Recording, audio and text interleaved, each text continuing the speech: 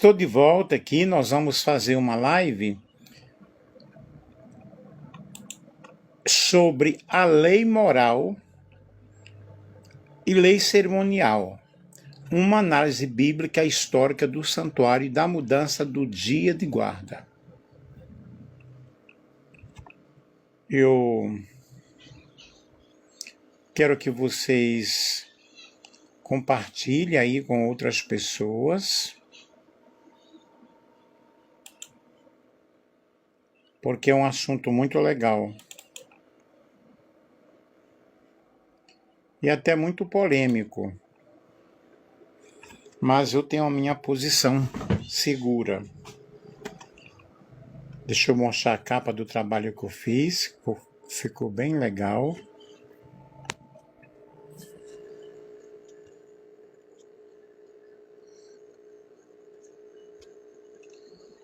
Ó,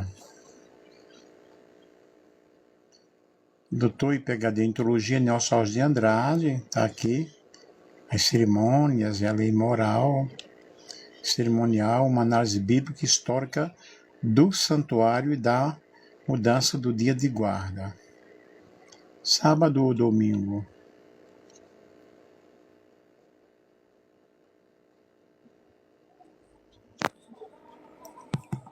Eu fiz 2 lives hoje já, com uma boa assistência, quase 400 pessoas, as duas.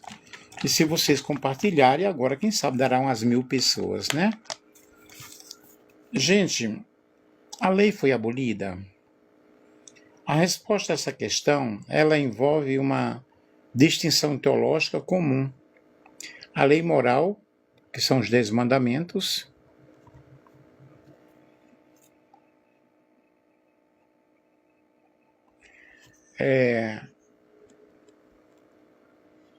não foi abolida, mas a lei cerimonial, os sacrifícios, os rituais, foi cumprida e encerrada na cruz. Qual foi a lei que foi abolida?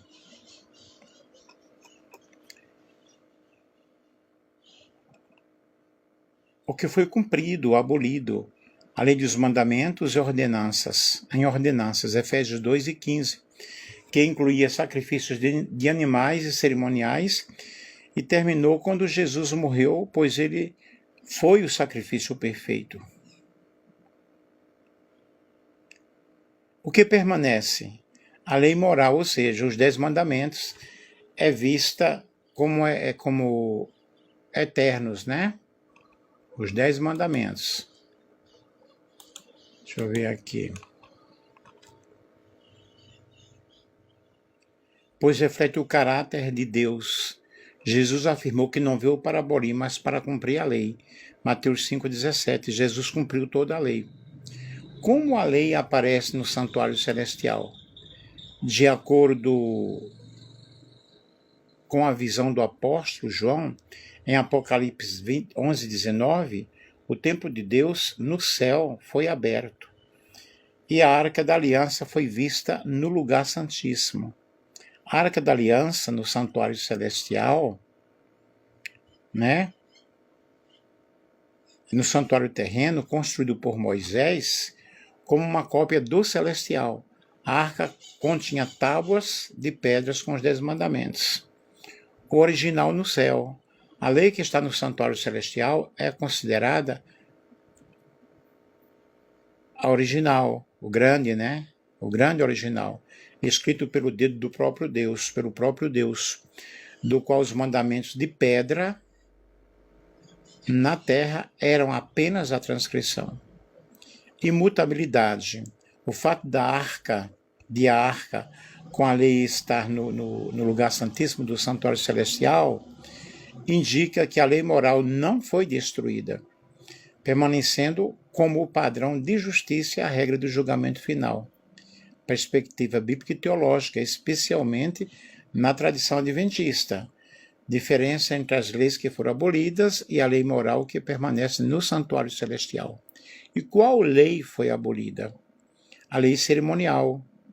Foram abolidas as leis de ordenanças, de sacrifícios de animais, que serviam como sombra ou símbolo do sacrifício de Jesus. Com a morte de Cristo, esses rituais perderam o sentido, pois o original Jesus havia chegado. Qual o papel condenatório? A função da lei de condenar o pecador, a morte foi abolida para aqueles que estão em Cristo, pois ele pagou o preço da salvação. Vejamos aqui a lei no santuário celestial. A lei moral, os 10 mandamentos, não foi abolida. Ela é eterna e imutável. Ela aparece no santuário celestial da seguinte forma: original no lugar santíssimo. O apóstolo João viu em visão o templo de Deus aberto e a arca da sua aliança, Apocalipse 11, 19, assim como no santuário terrestre, as tábuas da lei ficam gravadas dentro da arca no lugar santíssimo. Transcrição do caráter de Deus. A lei no céu é o original exato, do qual os 10 mandamentos escritos no Sinai eram apenas uma cópia. Ela representa o fundamento do governo de Deus e o seu caráter. Padrão de juízo. No santuário celestial, Cristo atua hoje como sumo sacerdote em uma obra de juízo investigativo, isso segundo os adventistas. Nessa fase, a lei guardada na arca serve. Agora, somos salvos, na realidade, exclusivamente pela graça de Jesus, pelo sangue de Jesus. E a Bíblia está muito clara ao afirmar que pelas obras da carne, pelas obras da lei, nenhuma carne será justificada. Romanos 3:20. E aqui estão algumas relações nessa prática. A causa da salvação é o sacrifício de Cristo. A lei não tem poder para salvar ninguém. Ela funciona como um espelho que mostra que estamos sujos pelo pecado. Mas o espelho não pode lavar o nosso rosto. Só o sangue de Jesus nos purifica. O papel da fé é muito importante. A salvação é um presente da graça de Deus, o dom gratuito de Deus, que é a vida eterna em Cristo Jesus, nosso Senhor. Não é algo que conquistamos por merecimento ou por sermos bonzinhos. O papel da lei após a salvação. Se somos salvos pelo sangue de Jesus, pela graça de Jesus, por que a lei ainda existe no santuário? A observância da lei não é a causa da salvação, mas o resultado ou fruto dela. Quem ama a Deus e foi transformado por Ele passa a viver em harmonia com os seus princípios e com as suas regras, e isso por gratidão, não por medo de perder a salvação, porque guarda de dia nenhum ou lei nenhuma nos salva. Em resumo, o sangue de Jesus nos dá o pleno direito de entrarmos no céu. A obediência à lei, pelo poder do Espírito Santo, nos dá aptidão ou caráter para viver lá. Como o padrão ou norma pela qual a vida de todos nós, seres humanos, é avaliada. Então, eu tenho que guardar mandamentos, inclusive sábado ou domingo para minha salvação? Não, na realidade não. Eu não preciso guardar mandamentos para ser salvo, mas porque já foi salvo pela graça de Jesus, ok? A Bíblia e a teologia cristã explicam essa relação de forma muito clara para evitar que a religião se torne um peso ou uma tentativa de comprar o céu. A salvação é um presente, é graça de Deus. A salvação é dom gratuito de Deus, recebido unicamente pela fé em Cristo.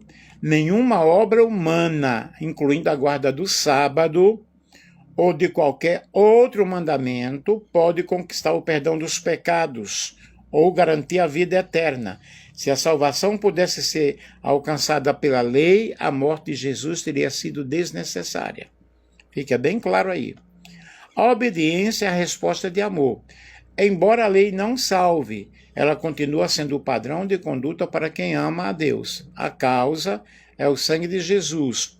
O efeito é uma vida de obediência aos mandamentos por gratidão. O sábado, na visão que mantém a validade dos 10 mandamentos, o sábado é um memorial da criação e um sinal de lealdade a Deus. Guardá-lo é uma forma de honrar o Criador, não um requisito burocrático para entrar no céu. Aí eu tenho aqui o perigo do legalismo.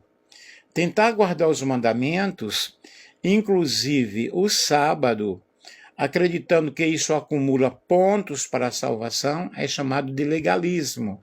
A Bíblia condena essa atitude, pois ela anula a graça de Cristo. A guarda verdadeira nasce de um coração transformado que deseja fazer a vontade de Deus, não por medo de condenação, mas por prazer em sua companhia, né? A guarda dos mandamentos é a evidência de uma fé viva e não moeda de troca de salvação. A transição entre o sábado e o domingo no Novo Testamento envolve visões diferentes entre denominações cristãs, baseadas em interpretações de textos bíblicos e na história da igreja. Vejamos o sábado no Novo Testamento.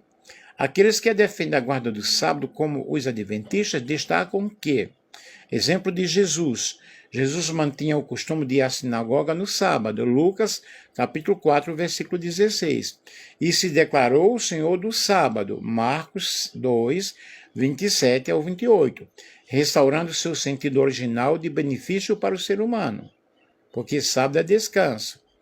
Prática apostólica, os apóstolos continuaram a usar o sábado para a pregação e reuniões, tanto com judeus quanto com gentios. Atos 17, 2, 18 ao 4. Instituição da criação. O sábado é visto como memorial da criação. Gênesis capítulo 2, 1 a 3. E, portanto, uma lei eterna que precede a nação de Israel. O domingo no Novo Testamento. A maioria das igrejas cristãs, católicas e evangélicas, guardam o domingo justificando que ressurreição de Cristo, domingo é celebrado como o dia do Senhor, Apocalipse 1 e 10, segundo a interpretação deles. Em honra à ressurreição de Jesus, que ocorreu no primeiro dia da semana. As reuniões da igreja primitiva, textos mencionam, apontam, os cristãos reunidos no primeiro dia para o partir do pão, Atos capítulo 20, versículo 7, e para separar ofertas, 1 Coríntios capítulo 16, versículo 2, primeiro dia da semana, que é o domingo. Liberdade cristã.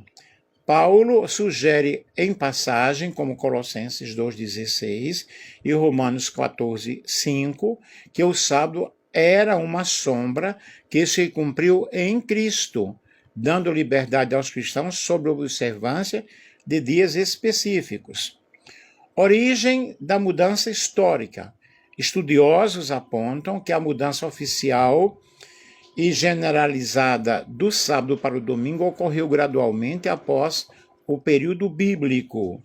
Influência política. No ano 321 DC, depois de Cristo, o imperador Constantino promulgou a primeira lei civil de descanso no domingo.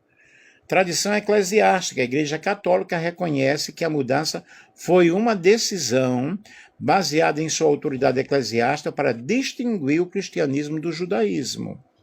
Em que época o sábado foi mudado para o domingo? A mudança do sábado para o domingo não aconteceu de um dia para o outro. Foi um processo gradual que envolve razões teológicas, políticas e sociais ao longo dos séculos. Vários séculos. Aqui estão os marcos históricos principais. Século I e II, transição gradual. Após a ressurreição de Cristo, muitos cristãos começaram a se reunir no primeiro dia da semana, no domingo, para celebrar a vitória de Jesus sobre a morte. No entanto, muitos cristãos de origem judaica continuavam a guardar o sábado. Ano 321 DC, decreto de Constantino. O imperador romano Constantino promulgou a primeira lei civil sobre o sábado em 7 de março de 321. Ele ordenou que os magistrados e habitantes das cidades descansassem no venerável dia do sol, Venerabili die solis, facilitando a unificação de práticas pagãs, a adoração ao sol e cristãs no Império. Ano 363 a 364 DC, no Concílio de Laodiceia, a Igreja oficializou a mudança em termos religiosos durante esse concílio regional. O Cânon 29 estabeleceu especificamente que os cristãos não deveriam judaizar, descansando no sábado, mas deveriam trabalhar nesse dia, e se possível descansar no domingo como cristãos.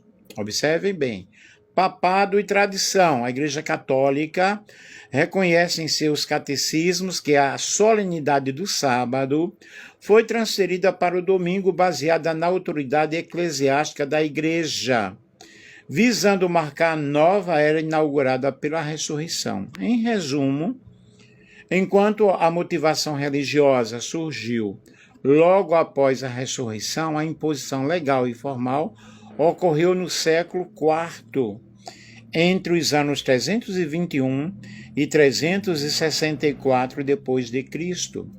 Foi a 7 de março do ano 321 que o imperador Constantino proclamou o domingo como dia de descanso, com o objetivo de organizar o calendário semanal. Dia do Deus Sol, divindade oficial do Império nesta altura, e que explica a designação utilizada pelas línguas germânicas para este dia. Que no venerável dia do Sol, os magistrados e os que residem nas cidades descansem, e que todas as oficinas estejam fechadas. Porém, nos campos, os que ocupam da agricultura poderão livremente continuar seus afazeres, que pode ocorrer que o outro dia não seja tão conveniente para as sementeiras ou plantação de vinhas. Esta ordem do imperador Constantino distinguiu-se a regular o cotidiano das populações de todo o Império Romano, tentando informizar os hábitos de gestão do calendário entre os dias de trabalho e o dia de descanso, no ciclo semanal de 7 dias. Não foi por acaso que o dia decretado como de descanso tenha sido o domingo, porque era o dia de Deus, do Deus Sol, Sol Invictus, que era uma divindade oficial do Império nesta época. Sunday, o dia do Sol, domingo é de fato o dia do Sol. Em algumas línguas latinas, como o português, a designação que perdurou este dia foi o nome cristão de Dia do Senhor, o dia destinado ao descanso e o cumprimento das obrigações religiosas. Nas línguas germânicas, substitui a forma de Sunday, o dia do sol. Houve, portanto, uma sobreposição entre práticas pagãs e o culto cristão, de que a própria ordem de Constantino foi um sinal revelador. Qual se adaptou e qual foi a dominante é um debate que ainda divide os historiadores e os estudiosos. Um dos aspectos mais interessantes, só um momento,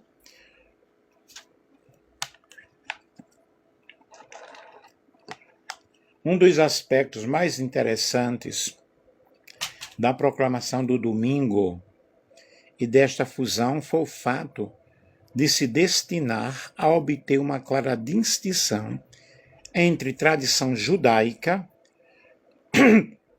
que celebra o Sabat, ou seja, o sábado. Trata-se, portanto, de uma tradição especificamente europeia ocidental. Constantino não tinha se convertido ao cristianismo. A ideia de que Constantino se converteu à religião cristã e a transformou na religião oficial do Império Romano está muito difundida, mas é incorreta. O que o imperador fez foi terminar o período de perseguições, reconhecer a sua importância e dimensão do cristianismo enquanto é levada à mesma categoria que outras religiões e cultos que existiam no Império. A certa altura, tornou-se realmente patrono e protetor dos cristãos e parece ter se tornado cristão. Mas a moda romana, ou seja, colocando o Deus cristão no papel das divindades imperiais, prestando-lhe culto, mas não rejeitando as restantes. A proclamação do domingo, dia do sol, como dia de descanso, e, portanto, dia em que os cristãos celebram os seus deveres religiosos, é um bom indicador do seu perfil como conciliador e agregador das várias formas, ou seja, das várias tradições do Império. Finalmente, qual dia deve ser guardado e qual é o dia do Senhor? A resposta a essa pergunta depende da perspectiva teológica que você segue, pois o termo dia do Senhor é interpretado de formas diferentes entre os cristãos. Na perspectiva do sétimo dia, exemplo, nós temos os adventistas.